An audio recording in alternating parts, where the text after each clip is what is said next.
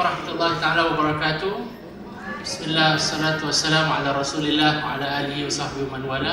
And I hope everyone is having a good time, winding down, looking forward to a good Friday evening and then the coming weekend, inshallah ta'ala. Well, I have 10 minutes.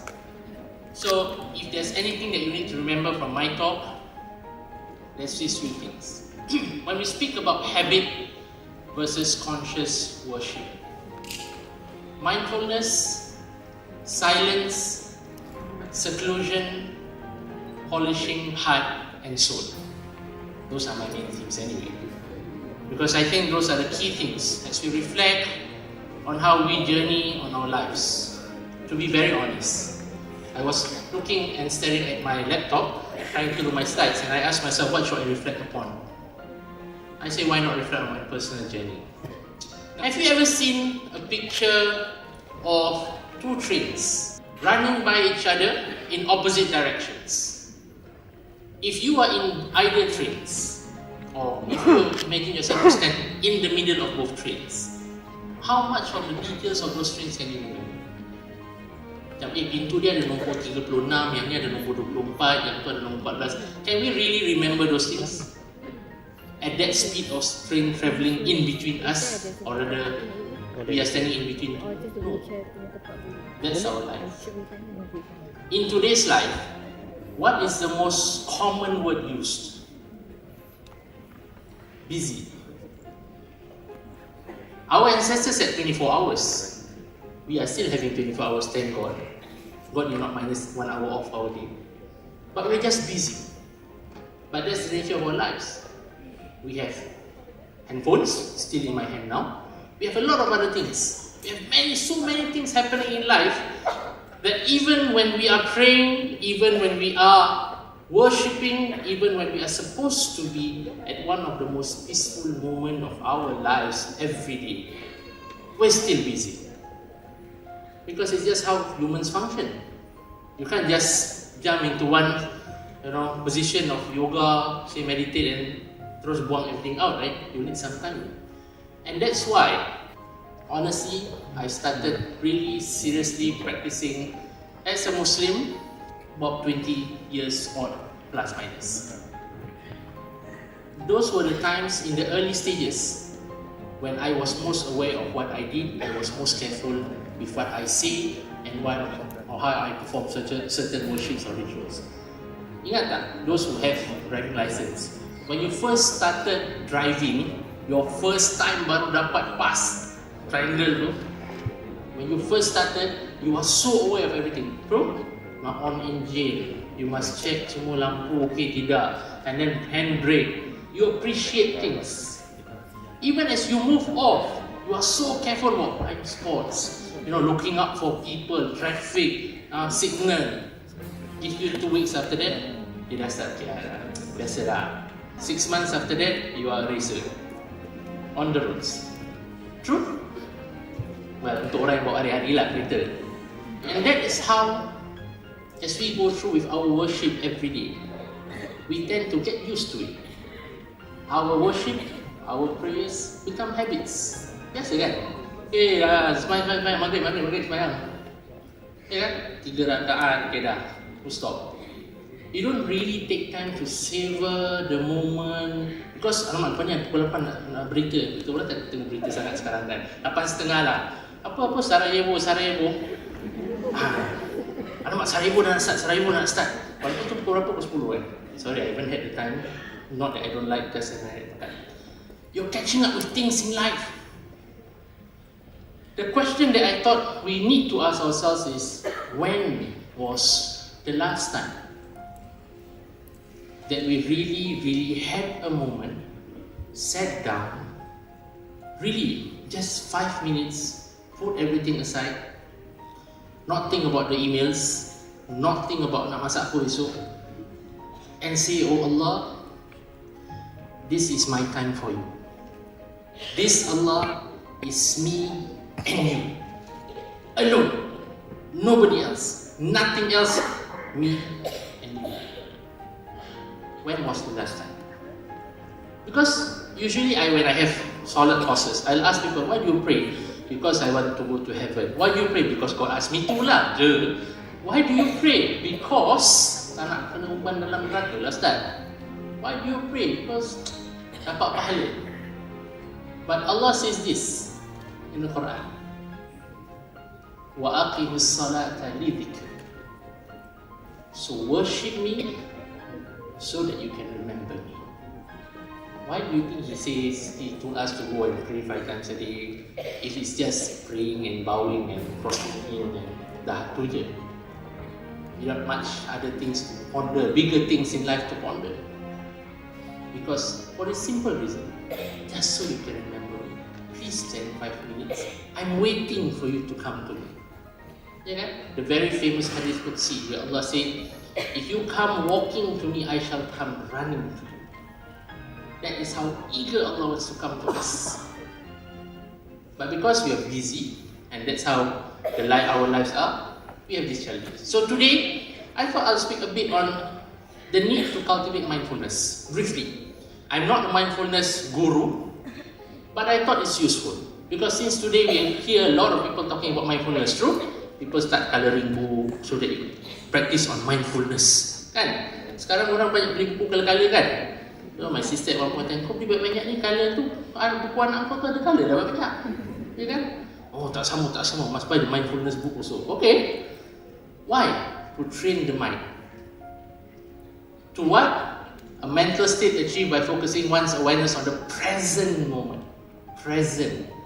Because we were too busy with what happened in the past. Sebab seorang ada datang sini, I had to go and meet lawyers and whatnot. And then I come here, I have still things going on in my mind as I talk now. And then after this, we're thinking, oh, after this I have to settle a few other things. But you forget the present. And when you forget the present, that's when you lose the value of the present.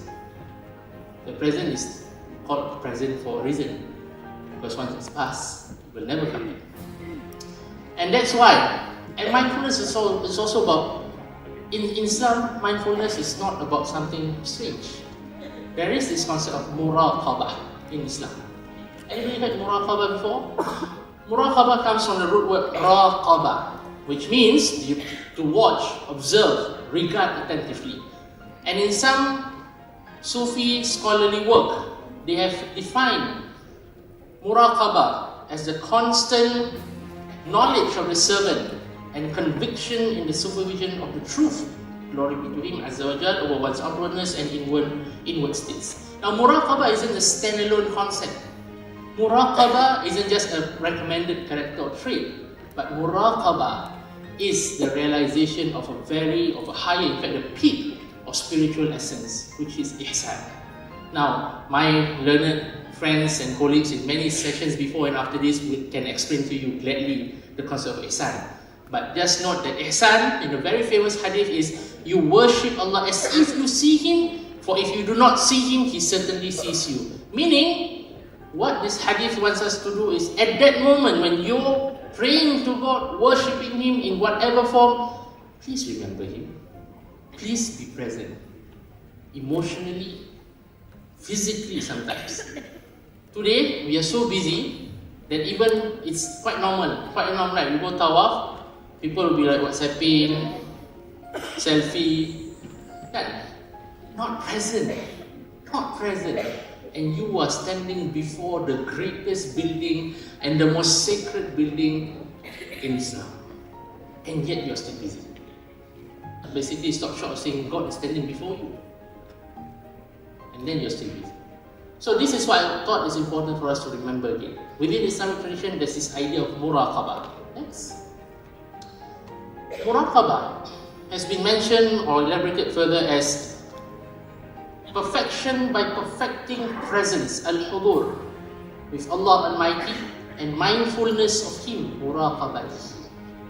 Because as a Muslim, we are taught that in whatever condition you are, whether you're working, studying, almost just before sleep, for as long as your mind and intellect is working, is functioning well, you are awake, you need to always be aware of Allah subhanahu wa ta'ala watching you, watching over you, watching for you, caring for you. And that's what muraqabah is all about. It starts with that sense of awareness of Allah subhanahu wa ta'ala. Okay, so next, shortly, when a few other tips. This is something that we don't really pay much attention sometimes. Kita pay attention to macam mana nak solat, macam mana nak doa. But the spiritual dimensions of our worship, the process of it, why we do this. You see, I have to make it short, later we can discuss further. But there's this story. The Salihin, my teacher Habib Ali Al-Jufri once said, there's a Salih and a Wali in Awliya'illah.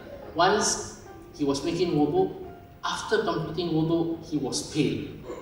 And people were asking, why are you all pale and scared? And he said, how can I know? I am now entering into the presence of the Great One, Allah subhanahu wa ta'ala. I'm not standing before any king, I'm standing before the King of Kings. This book, Inner Dimension of Worship by Imam Al-Ghazali, very useful. Short, brief book, easy to read. Can download PDF, don't tell people I said that. Okay? Search on your own, I don't see where. It's useful. It helps you to really tell you what you need to do. Never rush into ibadah. Never. Datang masjid, you see people already starting to pray, jemaah, don't rush. Because Rasul sallallahu alaihi wasallam said, when you see people have started their prayers, walk calmly. Yes, you may hasten your pace, but walk calmly. Why? Physically, he wants you to be ready. Come there, sit inside, then pray.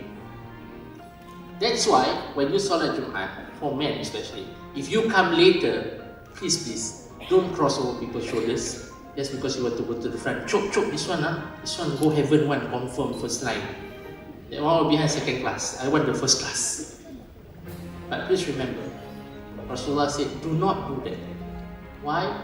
Because you will be affecting people's attention. Next. Yes, one thing that we always forget, silence. It's a skill. In today's world, everybody wants to say something, everybody wants to be heard. This is a world where everybody speaks, nobody listens. This is a world where everybody's busy giving their opinions, but never taken seriously. Because we are too busy. So hence, we need to slow down and appreciate silence. Train ourselves. Because Sufyan al-Thawri said, it is said that observing long periods of silence is the key to worship. After this, during Salat Maghrib, immediately after this, I appeal to all of us. Take 1 minute. Close your eyes. Mention Allah in your heart. And say, Allah, this is speaking. Abu Bakr al-Farisi also mentioned about this being a concept within Islam. Paying attention to what is present, not past, not future. This moment that we're living. This is mindfulness. This is what spiritual Islam teaches us. Next. Yes, and the last part, seclusion. Sometimes we really need to put some distance between us and this world. We really need to. We are kept busy. I'm not saying we shouldn't have ambition. I'm not saying that we shouldn't think about, progressing economically, becoming well-off, well-endowed people. By all means. Do not, Allah says, وَلَا تَنْسَ نَصِيبَكَ مِنَ الدُّنْيَا. But let not the world distract you. And sometimes this is where the practice of the Salihin. And that's why you see in many instances, Awliya Salihin, our Prophet himself had a mihrab, a niche within his house. That is his spot. Budak-budak kita kadang-kadang ni ada spot kakak buat benda kat sini. Rasulullah had his spot. Awliya Salihin will have their own niches, mihrab, where they will pray, they will worship, and nobody will come there and bother them if they are there. Because that allows them to be in a state of al-mufarridun. Sabaq al-mufarridun. Of course, I know Singapore, maybe somewhere BTO sikit sudah tak ada tempat. But try to at least create some space for us to be alone, to seclude ourselves from the world for a while, physically, because then it will start from physical, it goes into emotional, and then it goes into spiritual state. We need to do that. We're just too busy. When we are able to do that, that's when we will start invoking the focus. That's when we will move towards a more conscious worshipping. And that's when we will start to move away from just being a habitual Muslim, but to becoming a conscious Muslim. Thank you.